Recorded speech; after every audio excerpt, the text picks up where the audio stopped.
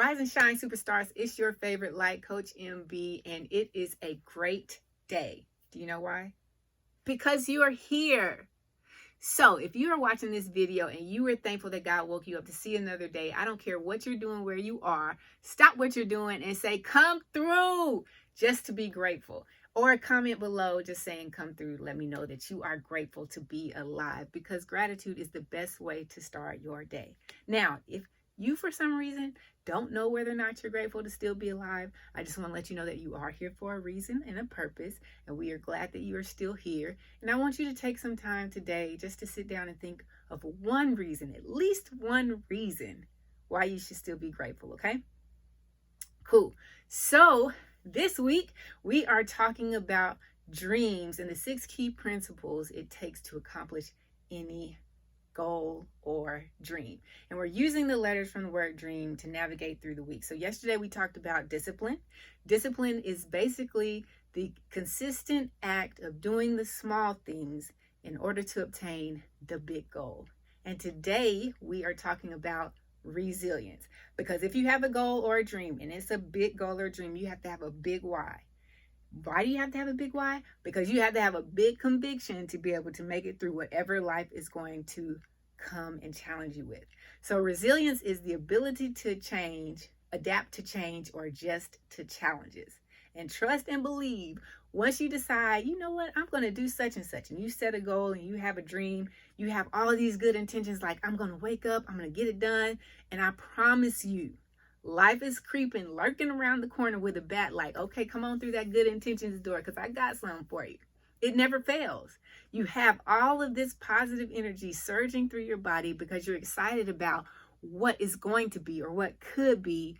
But when your why is not big enough for you to remain resilient through the process that it's going to take to actually achieve the goal or dream, life is going to knock you down. And I don't know if you're going to get knocked down and not get back up. It all depends on your resilience and your why. Mike Tyson has a quote, and he says, everybody has a plan until you get punched in the mouth. Well, life going to be swinging punches. It's going to be throwing punches. So you have to be ready. You have to be resilient. And if you don't have a dream, like we're talking about dreamers here, okay? So either you're a dreamer or you're a sleeper. That's all I got. Figure out which one it is for you, no judgment. But I really encourage you, if you are a sleeper, to figure out how you need to become a dreamer, because dreaming is what God had planned for you from the get-go. Jeremiah 29:11 says, for I know the plans I have for you, the Lord, for declares the Lord, plans for you to prosper you and to give you peace, plans for hope and a future. So if you don't dream, if you're not dreaming, then you're just settling for standard. And standard is basically saying, I'm just going to survive through life. But God doesn't want you to survive. God wants you to thrive. And in order to thrive, you have to have dreams. And in order to reach your dreams, you have to be disciplined and you have to be resilient. So let me tell y'all about this dude named Joseph in the Bible, okay? So Joseph is this 17-year-old boy. He has like 12 older brothers. I mean, a lot of brothers, and they're older. So if he's 17 and he's got 12 of them, somebody is at least 39, so they've been through some things. They've had some experiences.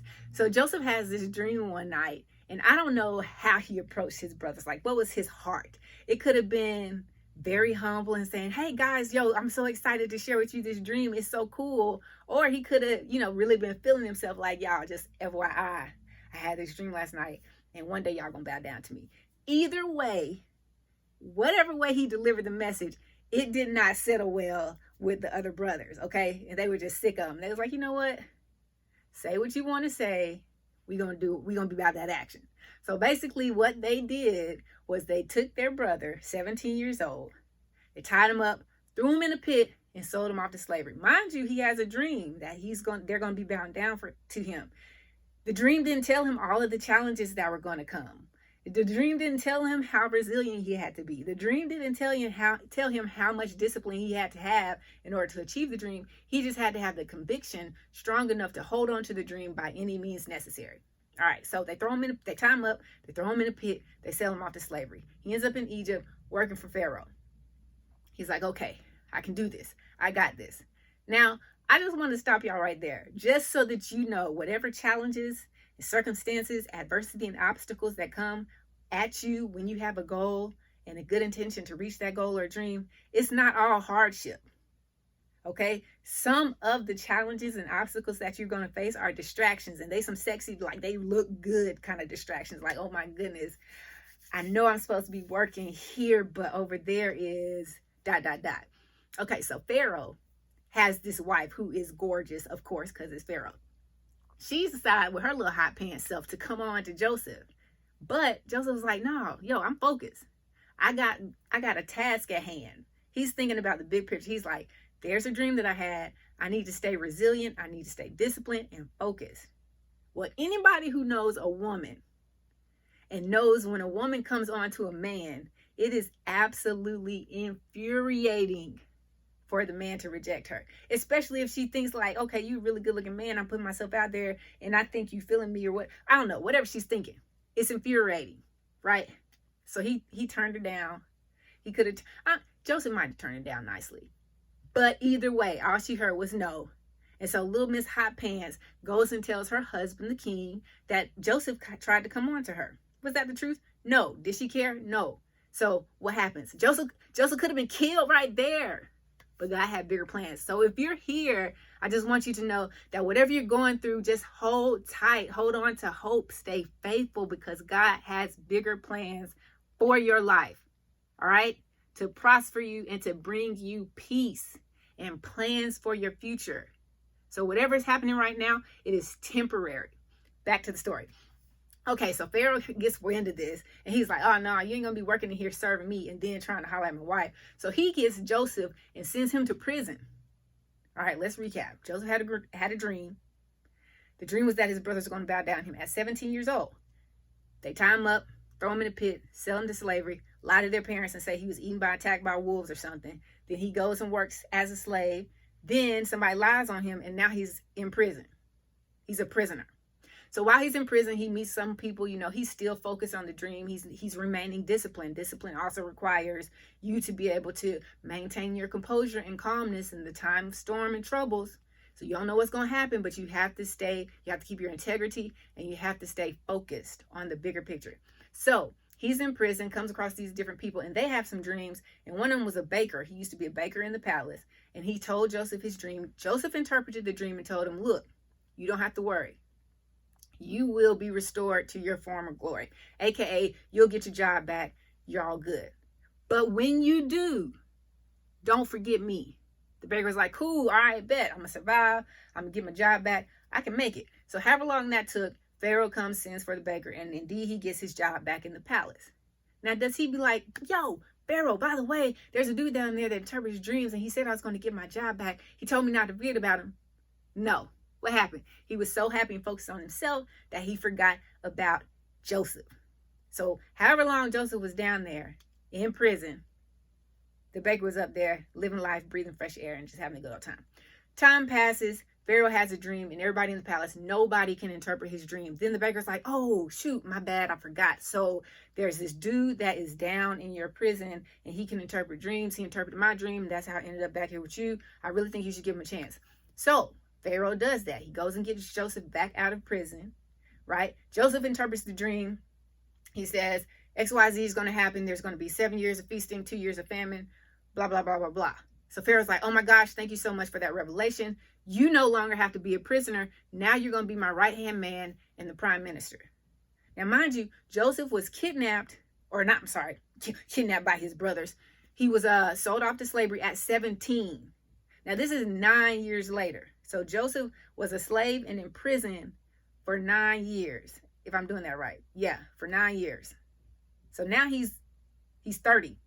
Oh, no, not 9 years. My bad. I'm tripping. 17. 12 years he was enslaved and in prison. So now he's 30. He's free at 30, and he is the second-hand man to the most powerful man in the kingdom and the prime minister. So he stayed the course. He didn't know how long he was going to have to deal with all of the challenges and the changes that were going to take place. But he did. He stayed resilient. He had the grit that he needed to have and the discipline he needed to have to make it to that part. But his dream still has not come to pass. He's 30 years old. He's going through all of this. Now he's living life. Well, what he did say to Pharaoh does happen. So the next 7 years, they have plenty, bountiful, all this great stuff. And then there's 2 years of famine. So this is 9 years later now. So now Joseph is 39, right? 39. He's 39 years old. And because there was such a big famine in the land, all of the surrounding countries and kingdoms and stuff had to come to Pharaoh to get ration and pay for food so that they could survive this famine. Well, guess who has to come back? Joseph's family. Now, they don't recognize Joseph because, I mean, shoot, you were 17 when we got rid of you. I don't know what happened to you. Now you all... But Joseph recognizes them. That's another story for another day. The point of the story here is they came back and they indeed had to bow down to Joseph, and his dream became his reality. He held on. He remained disciplined in physical. He remained disciplined in his mindset. He remained disciplined to do the small things good in order for him to be able to obtain the big things. And he remained resilient. He didn't know he was about to be sold into slavery, kidnapped by his brothers, tied up, dumped in the pit, sold into slavery, then lied on by the Pharaoh's wife, sent into prison for 9 years, then come out. He didn't know all that was going to happen. He just stayed the course. And that's why you have to have a huge, colossal why if you're going to have a huge, colossal dream. You can't have this big goal and this big dream and this itty bitty why, like, oh, well, I think it would be nice to do it. No, you have to have a convicting why, because when life comes at you, and the bigger the dream, the harder life is going to come at you, by the way. When life comes at you, you have to have something that you can hold on to. And 1 reason, 2 reasons, 5 reasons, whatever it is, to remain resilient through the process so that you can maintain your discipline.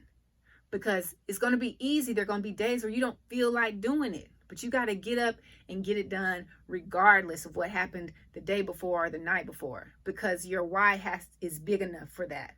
So you have to continue to remain consistent with doing the small things, your discipline, and you have to have that grit to be like, you know what, you can knock me down, but I'm not going to stay down. Les Brown has a quote. He says, when life knocks you down, try to land on your back, because if you can look up, you can get up. And if you can get up, you can stand up. So I'm just here to encourage you that whatever you're going through, if you have a big goal and a big dream, stay the course, be resilient, make it through. It's not going to last forever.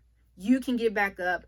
You have a purpose. God has a plan for your life, and your future is beautiful. All you have to do is remain consistent, remain disciplined, and remain resilient. But if you don't remember anything at all from anything I just told, please remember this. It's a great day to be alive. It's a great day to be great. It's a great day to find the greatness in you. Now go out there and live the greatest day of your life.